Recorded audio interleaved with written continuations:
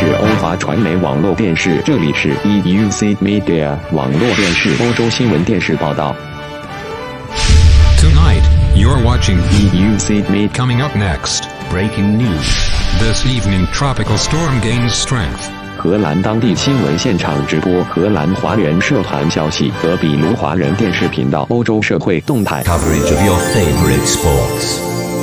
Thanks for joining us. Have a good evening.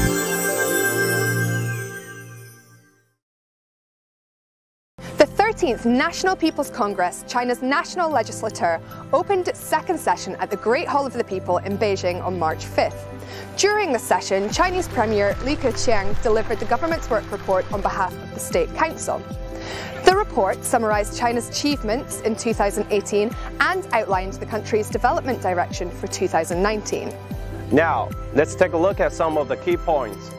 China's GDP grew by 6.6%, exceeding 90 trillion yuan in 2018. The country set its GDP growth target for this year at between 6 and 6.5%, as China pursues higher quality development amid growing uncertainties in the international economic landscape. The country also aims to create over 11 million new urban jobs, with a surveyed urban unemployment rate of around 5.5%. Meanwhile, China plans to also reduce its rural poverty population by over 10 million people. There is good news for businesses, as large-scale tax cuts will be implemented. China will reduce the tax burdens and social insurance contributions of the enterprises by nearly 2 trillion yuan in 2019.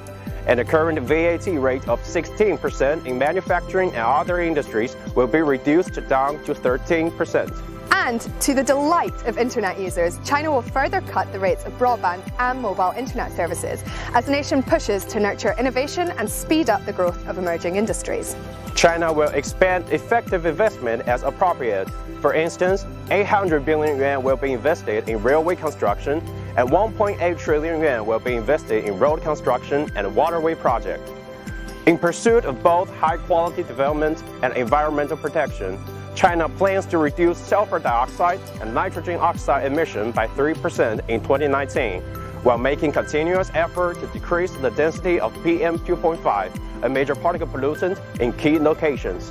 In an effort to promote all-round opening up further, more steps will be taken this year by China, such as shortening the negative list for foreign investment and expanding the China-Shanghai pilot free trade zone. Follow us and share our video on Facebook and other social media platforms. We'll keep you updated on China's two sessions over the coming days.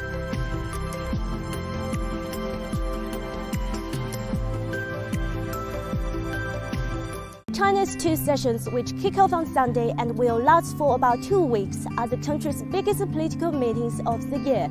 But why do the two sessions matter to the rest of the world? Aside from focusing on domestic affairs, the annual sessions of the MPC and the CPPCC, China's national legislature and top political advisory body respectively, also have a wide-reaching influence on international affairs. Economic growth is the primary reason why the world follows China's annual sessions. Against the backdrop of the transforming global economic landscape and rising protectionism and unilateralism, China is taking further steps to deepen reform and opening up during the two sessions. China has already impressed the world with its economic performance. In just 2008, China saw its GDP increase by 6.6% to $13.6 trillion, contributing about 30% to global growth. China has set its GDP growth target for 2019 at 6 to 6.5% in this year's government work report. The two sessions attract global interest by providing a unique window into China.